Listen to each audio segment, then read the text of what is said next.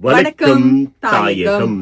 இப்போ ஒரு போன் வாங்குறதா இருந்தா நீங்க என்ன போன் வாங்குவீங்க? எனக்கு என்ன தேவை இருக்கோ அதை பார்த்துதான் வாங்குவேன். பட்ஜெட்க்கு ஏத்த மாதிரி வாங்குவேன். இந்த மத்தவங்க மாதிரி பிராண்டட் போன் பாவிக்கணும். நான் ரேடியோல ஒர்க் பண்றேன், கனா வந்து பிராண்டட் போன் வச்சிருக்காரு, நானும் அதுக்கேத்த மாதிரி பிராண்டட் போன் வச்சிருக்கணும், என் ஃப்ரெண்ட்ஸ் பிராண்டட் போன் வச்சிருந்தாதான் என்ன மதிப்பாங்க. உண்மைக்குமே எனக்கு அந்த மைண்ட் செட் கிடையாது. சத்தியமா எனக்கு இந்த மாதிரியான பைத்தியம் கிடையாது.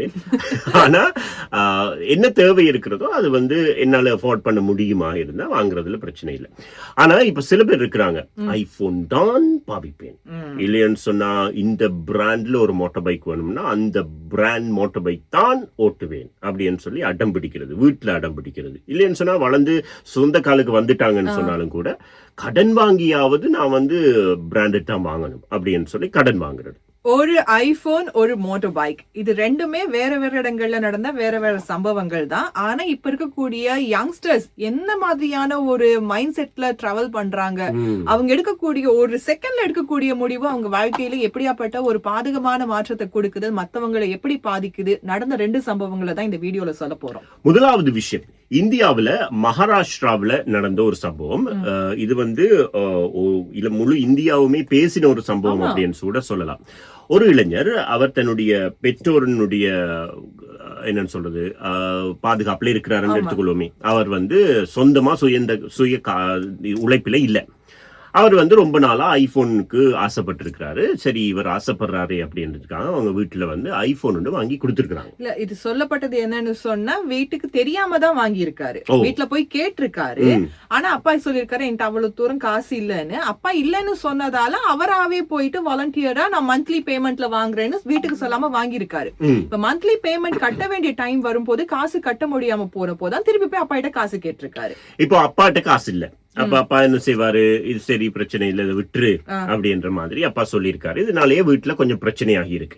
இதுக்கு பிறகு இந்த இளைஞர் என்ன செய்திருக்கிறார், தனக்கு ஐபோன் கட்டாயம் வேணும் அப்படின்றதுக்காக நான் சூசைட் பண்ண போறேன் அப்படின்னு சொல்லி போய் ஏறி நின்று இருக்கிறார். மலை உச்சிக்கு மேல போய் இருந்திருக்காரு. அது சுற்றுலா பயணிகள் வரக்கூடிய இடம் தான். அங்க இருக்கிறவங்க எல்லாருமே இதுல இருந்து வந்துரு, நாங்களே உனக்கு ஐபோன் வாங்கி தரோம், அதுக்கான காசு தரோம்னு சொல்லும் போது கூட கேட்கல. ஒரு மணிக்கணக்கா அப்பா புள்ள எல்லாருமே அவங்க சமாதானப்படுத்துறதுக்காக இது பண்ணும்போது அந்த பையன் மலை உச்சில இருந்து இறங்குறதாவே இல்ல கானா. அப்ப அந்த பையனுடைய மனநிலையை யோசிச்சு பாருங்க. தன்னுடைய உயிரை விட ஒரு ஐபோன் பிராண்டட் போன் வேணும் அப்படின்றது அவனுக்கு வந்து மைண்ட்ல வந்து டாப் ஆஃப் த மைண்டா இருந்திருக்கு. இதுல ஒரு கடத்துல அவங்க அப்பா என்ன பண்றாரு, கொஞ்சம் கொஞ்சமா கிட்ட போயிட்டு அந்த பையனை டக்குன்னு புடிச்சிடலாம் அப்படின்றதுக்காக போகும்போது அந்த பையன் அப்பாவோட சேர்ந்து அப்படியே மலை உச்சில இருந்து 2 பேருமே கீழே விழுந்துட்டாங்க. 2 பேருமே மலை உச்சியில இருந்து விழுகிறத அவங்க அம்மா பார்த்திருக்கிறாங்க. அவங்க அம்மா பார்த்த உடனே மகனும் போயிட்டான், கட்டின புருஷனும் போயிட்டாரு, இதுக்கு பிறகு நான் என்னத்துக்கு வாழ்ந்து அப்படின்னு சொல்லி அந்த அம்மாவும் தற்கொலை செஞ்சுட்டாங்க. ஒரே ஒரு ஐபோன் பாருங்க, அட் அ டைம்ல 3 உயிர்கள் அப்படியே காவு வாங்கி இருக்கு. இதுல இன்னொரு விஷயமும் சொல்றாங்க, இது ஒரு ஐபோனுக்கான பிரச்சனையா இருந்துருந்துச்சுன்னு சொன்னா அங்க இருக்கிறவங்க காசு தாரோம் ஐபோன் வாங்கி தாரோன்னு சொன்ன பிறகும் கூட அந்த பையன் ஏன் வரல மலை உச்சில இருந்து.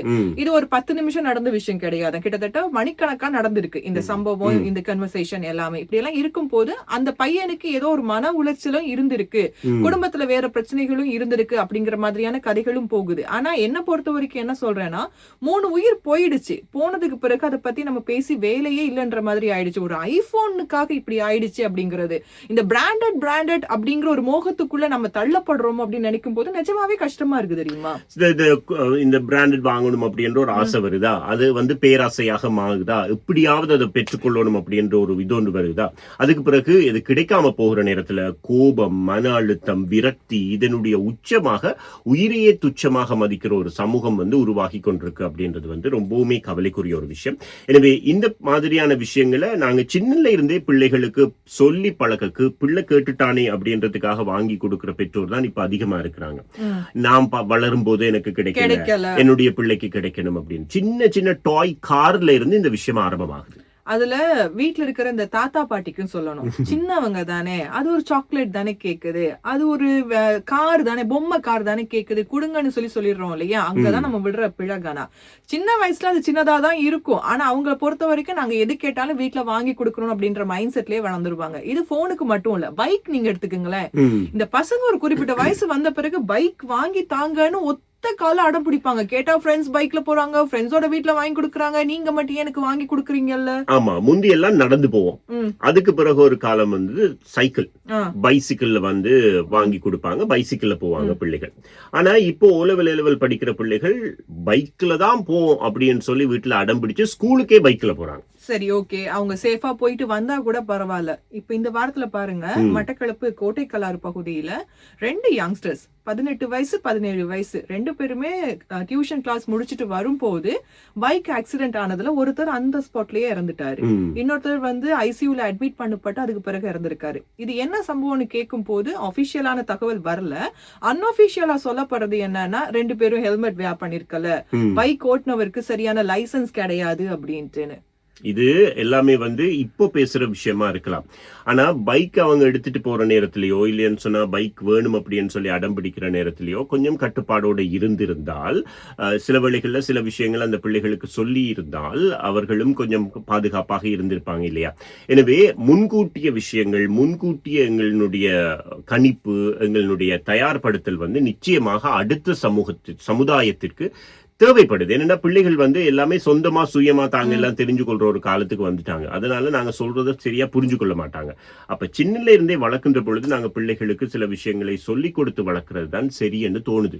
இப்போ பைக் ஓட்டுறது அப்படிங்கறது நிறைய யங்ஸ்டர்ஸ் என்ன நினைக்கிறாங்கன்னா அது ஒரு ஸ்டைல் அப்படின்னு. ஆனா அது ஸ்டைல் கிடையாது. நமக்கு வந்து மிகப்பெரிய ஒரு பொறுப்பு இருக்கு. உங்ககிட்ட ஹெல்மெட் இல்லையா, பைக்ல டிராவல் பண்ணாதீங்க. லைசன்ஸ் இல்லையா, பைக் எடுக்காதீங்க. இப்போ ரோட்ல நம்ம மட்டுமே போறது இல்ல இல்லையா, இன்னொருத்தர் வருவாரு. அந்த இன்னொருத்தர் ஒரு குடும்பத்துக்கு ரொம்ப முக்கியமான ஒருத்தரா இருப்பாரு. ஒரு அப்பாவா இருக்கலாம், ஒரு பிள்ளையா இருக்கலாம், உங்களை மாதிரி ஸ்கூல் படிக்கக்கூடிய ஒரு ஸ்டூடெண்டா இருக்கலாம். நம்ம வந்து நம்ம ஸ்டைல் காட்டணும், நம்மளுடைய ஸ்பீடை வந்து ரோட்ல வெளிப்படுத்தணும், இதுதான்ப்பா என் டேலண்ட் அப்படின்னு ஒரு எக்ஸ்போஸ் வேணும்ன்றதுக்காக செய்யற விஷயங்கள் ஒரு உயிரை பறிக்கிற அளவுக்கு மாறி போகுதா இல்லையா? சில பேர், சில யங்ஸ்டர்ஸ் சொல்ற விஷயம் உண்மையிலேயே வருத்தத்துக்குரிய ஒரு விஷயமா இருக்கு. அதாவது ஏன் நீங்க ஹெல்மெட் போடல அப்படின்னு சொன்னா ஹேர் ஸ்டைல் குழம்பிடும். ராஜா, ஹேர் ஸ்டைலா உசுரா முக்கியம் அப்படின்றத யோசிச்சு பாருங்க. அதுதான் கொஞ்சம் யோசிங்க. அடுத்தடுத்து நாங்க சொல்றது நம்மளுடைய பாதுகாப்பு, நம்மளுடைய உயிரை காப்பாற்ற வேண்டியது இது எல்லாமே நம்ம கைகள்ல தான் தங்கி இருக்கு. இந்த வீடியோ பார்க்கக்கூடியவங்க ஒரு பெற்றோரா இருக்கீங்க, ஒரு யங்ஸ்டரா இருக்கீங்கன்னு சொன்னா சில விஷயங்கள் கொஞ்சம் யோசிங்க. உங்களுக்கே தெரியும் இல்லையா, பிராண்டட்குள்ள மோகத்துக்குள்ள போறது, இந்த பைக் மாதிரியான விஷயங்கள்ல ஸ்பீட் காட்டுறது, இது நமக்கு மட்டும் ஆபத்து கிடையாது, நம்மை சார்ந்தோருக்கும் ஆபத்து. இலங்கையை பொறுத்த வரைக்கும் இன்னொரு விஷயமும் இருக்கு. என்ன சொல்றது, லைசன்ஸ் இல்லாம 18 வயசுக்கு கீழே யாராவது பிள்ளைங்க பைக் பயன்படுத்துறாங்க, வாகனங்களை ஓட்டுறதா இருந்தா பெற்றோருக்கு தண்டனை அப்படிங்கறதும் இருக்கு இல்லையா? இந்த மாதிரி விஷயங்கள் கடுமையாக்கப்பட வேண்டும் அப்படின்றதான் பொதுவான கருத்தாக இருக்கு. எனவே பைக் ஓட்டுறதோ இல்லைன்னு சொன்னா புதுசா போன் வாங்குறதோ தப்பே கிடையாது. ஆனா எங்களுக்கு ஒரு பொறுப்பு இருக்கு. எது கிடைக்கும், எது முடியும் அப்படின்ற விஷயங்கள் வந்து எங்களுக்கு தெரிஞ்சிருக்க வேணும். கிடைச்சதை அதை நாங்க சரியா பயன்படுத்தவும் தெரிஞ்சிருக்க வேணும். அதனால சிந்திப்போம், செயற்படுவோம். எதுனாலும் காசு கொடுத்து வாங்கலாம், உயிரை காசு கொடுத்து வாங்க முடியாது. அதனால ரொம்ப ரொம்ப கவனமா இருங்க. நன்றி, வணக்கம்.